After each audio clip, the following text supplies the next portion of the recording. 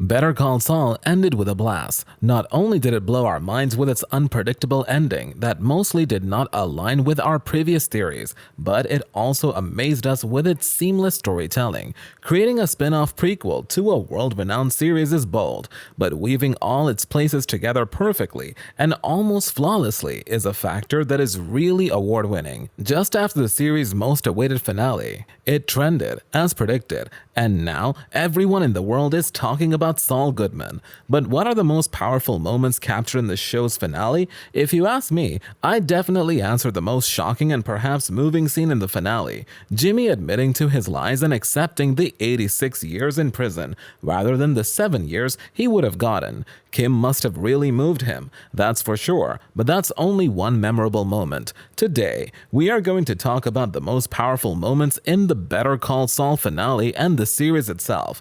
But before we go any further, watch out for major spoilers ahead, and make sure to hit those like and subscribe buttons for more videos like this. Now, let's get down to business.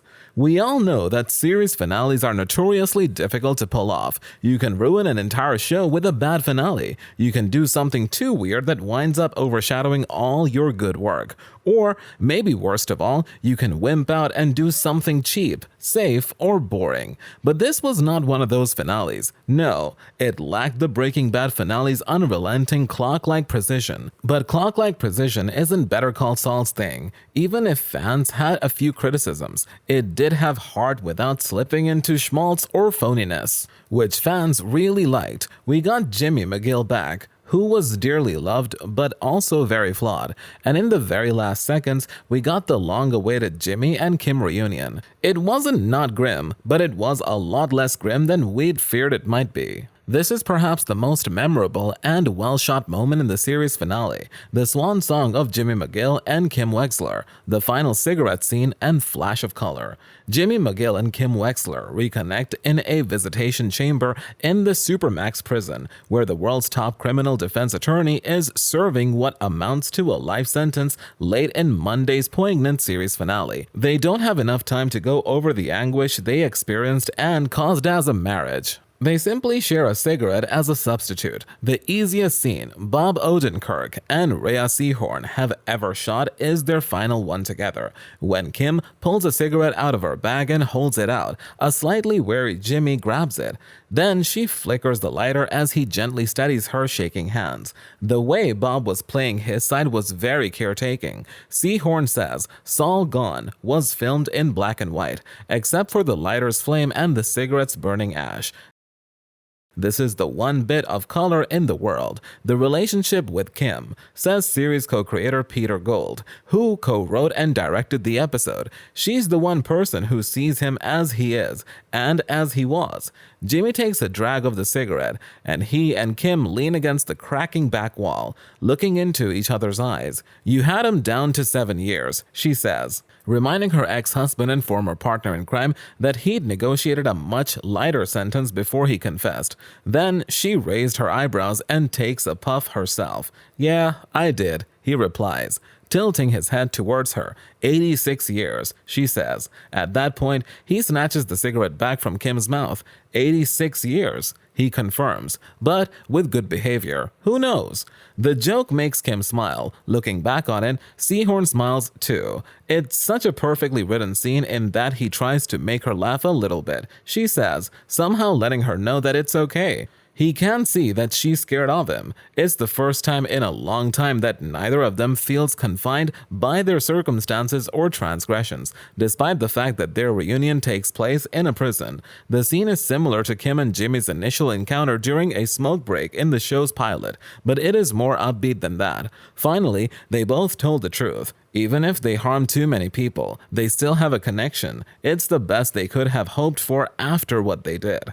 Jimmy McGill casts out Saul Goodman. The majority of Saul Gone, the Better Call Saul series finale, seems to imply that Saul Goodman has reverted to his previous behavior. He coyly says, like it usually does, with me on top, in response to the question from his legal defense about how he sees this conclusion. Goodman portrays himself tragically as a victim of Heisenberg, continuously living in fear of being killed, of defying him, until Kim Wexler is introduced into the situation. It is sickeningly entertaining to watch. Jimmy McGill makes a triumphant comeback. Whenever there is even the slightest suggestion that Kim will be held accountable for something he was mostly responsible for, Jimmy puts Saul Goodman behind him in the series' last courtroom scene, figuratively slaying the ego and confessing to all of his sins in one last great performance. Jimmy permanently puts the Saul Goodman side of himself behind bars by accepting responsibility for aiding Walter White's ascent in the drug trade, making up the details of Howie Hamlin's death, and attributing his brother's suicide to himself, all for the price of an 86-year prison term. The final episode nicely captures the personalities of both Jimmy McGill and Saul Goodman, and the scene is a surprising turn of events. Even though Saul Goodman would always be associated with him by the public and his fellow prisoners, James McGill ultimately prevailed without a question. The most heartbreaking scene in the entire series is this shocking courtroom scenario.